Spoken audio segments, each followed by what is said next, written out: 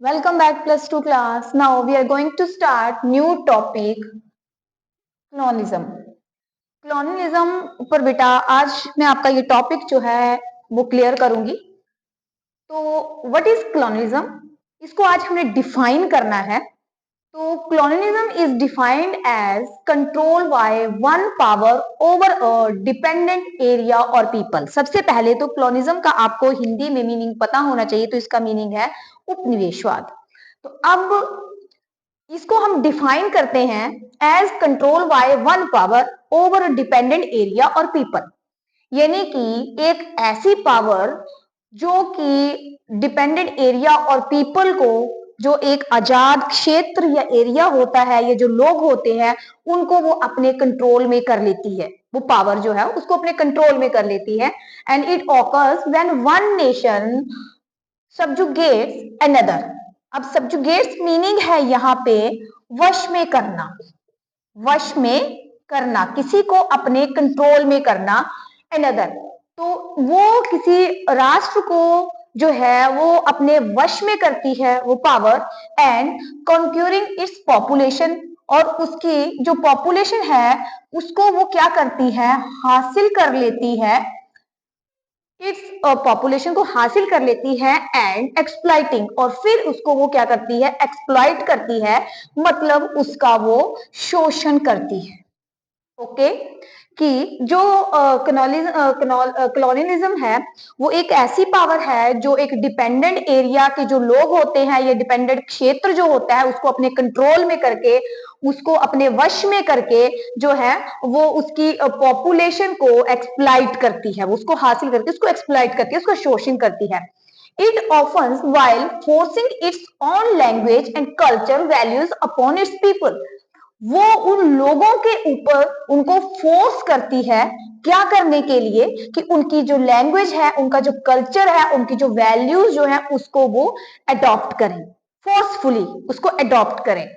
तो ये होगी हमारे पास उपनिवेशवाद यानी कि कॉलोनिज्म की डेफिनेशन। एंड इट्स इम्पैक्ट्स, इसके जो है हमारे पास बैड इम्पैक्ट्स भी हैं और गुड इम्पैक्ट्स भी हैं।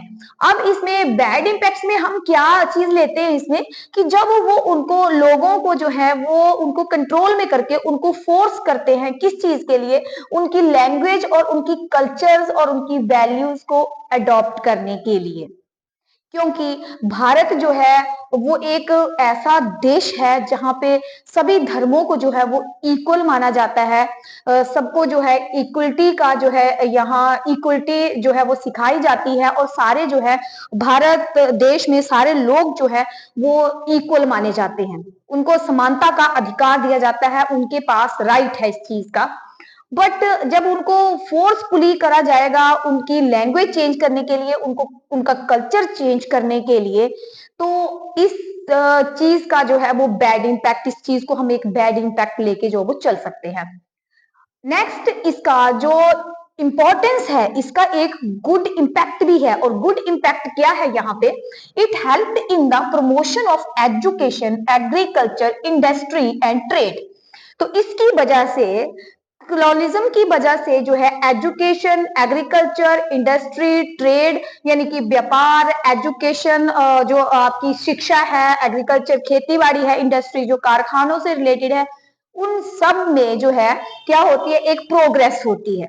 वो सारी चीजें जो प्रोग्रेसिव होती हैं, बिकॉज आपको याद होगा हमने एक पिछले भी टॉपिक करा था जिसमें कॉलोनिज्म में ये कहा गया था कि जो उस टाइम ब्रिटिशर रूल जो था उसमें क्या था कि वो लोगों को एक्सप्लॉइट भी करते थे, उनका शोषण भी करते थे।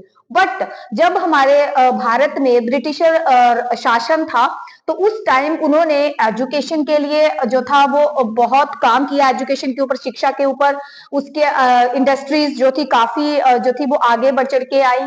नेक्स्ट ट्रेड पे भी काफी इम्पैक्ट पड़ा, व्यापार के ऊपर भी। तो इसके बैड और गुड इम्पैक्ट दोनों ही हैं। तो इस तरह से इसकी डेफिनेशन जो है वो क्लियर होती है। थैंक यू सो मच बेटा।